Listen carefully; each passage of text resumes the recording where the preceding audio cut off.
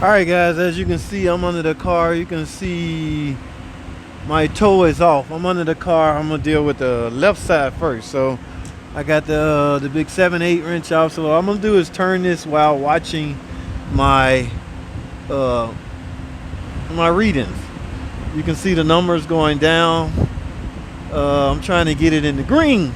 Okay, varies from alignment machine to alignment machine. But I want to be dead smack in the center. Right there, I'm there. Okay, now I'm gonna go to the other side. You guys know how alignment is done. Okay, I don't want to bore y'all with this, but I'm gonna turn this side the same, not the same amount of turns, but whatever it takes to get that 124 down into the green, guys. Where's my pliers? All right, let's get it.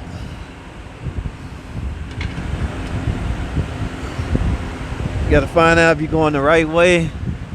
And I am, because my number is going down as I turn.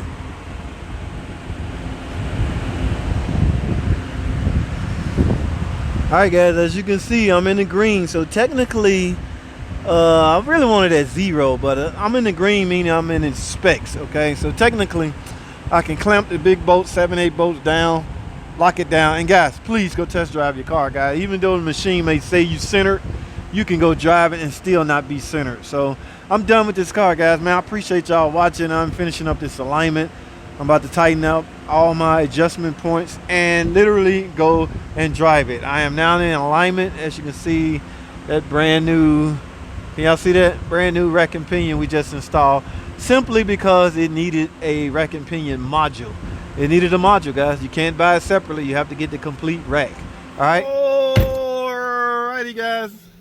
Alignment is done. Y'all know what it's time for. That's right, guys. Test drive. Always test drive your car, guys. You gotta make sure the steering wheel is straight. You gotta make sure it's not pulling to the left. Remember, you are now partially responsible for this customer's, I'm keeping it real, guys. This customer's life. You just had his complete steering system, suspension system apart. Guys, whether you know it or not, there's a lot of responsibility go into the work we do as far as, you know what I'm saying, safety. All right, yes, I am now, I don't know the threshold or how many days, but I am partially responsible for anything that happens to this car as far as suspension related. Yeah, I am straight. My steering wheel is straight, but I'm gonna go around the block, 4-mile test drive, which is what I always do, especially after a major repair or even an alignment, guys. So, there's really nothing else to talk about. There's nothing I haven't covered. At least I don't want to think. Electric power steering system. Okay. Power assist, variable power assist based off inputs from the computer. We went over some of the inputs. I don't know them all off the top of my head. Okay. I am merely speaking off the cuff, guys. All right. So, and also be advised, when I do that, I may tend to misspeak. I just had a guy criticize me on an old Cadillac. Here I go again. Catalytic converter video I did. I misspoke and called it Cadillac. And boy, did he let me know about it, okay? Y'all know I got thick skin, right? I can take it. But yes, when I go off the cuff, guys, from time to time, I may misspeak.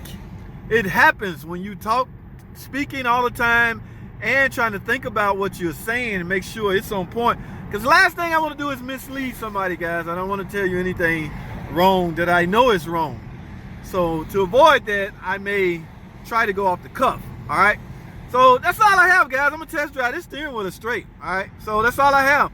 Thanks for watching. Come and subscribe. I'll see y'all in the next video. Ooh, there go police. Let me put this. Bye, y'all. And new domain metal oil filter adapter available. Oh, Dorman. Okay, yeah. For the is they better? I don't know. Quality wise, okay. Now, y'all know me, I'm a Mopar guy, but hey, if anything is better than the original, I'm game.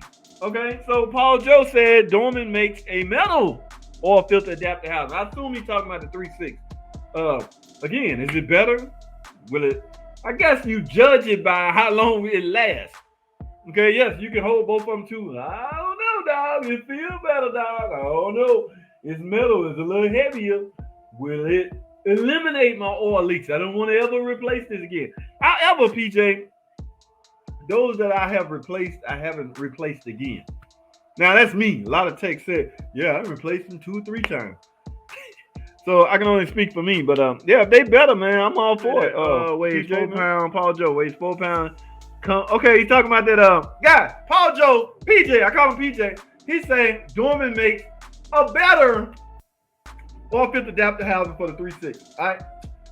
Now my question to Paul Joe was, how you know, dog? Player, how you come to that conclusion? You know, when anybody start disputing the quality of OEM, I get a little questionable. Now, PJ said Dorman makes a steel. I want to say, let me read this. PJ, it weighs 4 pounds, comes with seals, no cooler. Oh, no cooler or sensors. $150 on Amazon. Design prelude for 360. Okay, so it's missing a few. Now, I know Mopars is not $150. So, depending on how much you're trying to save, like a lot of people want to just go in with one unit. Depending on how you want to do it. Okay. All right. So to me, it's hard to judge if it's better than if you're not getting a complete unit. But thanks for that info, PJ. Dorman sells oil cooler housing, guys. If you're interested. All right. That Grand Wagoneer looking nice with that 6.4. Oh yeah, you see that? I saw one at the car show. The minute one touchdown at the dealer, y'all know where I'm gonna be. Camera on deck. Yes, I gotta. Yes, we're gonna discuss that and talk about that. Well, you see one there, Philly? How you get to see one? I ain't seen one yet. Up live and close, that is. Right? I done saw one at the car show, but I want to fire one up, man. Hey, my friend, you're the best. Mike in the building.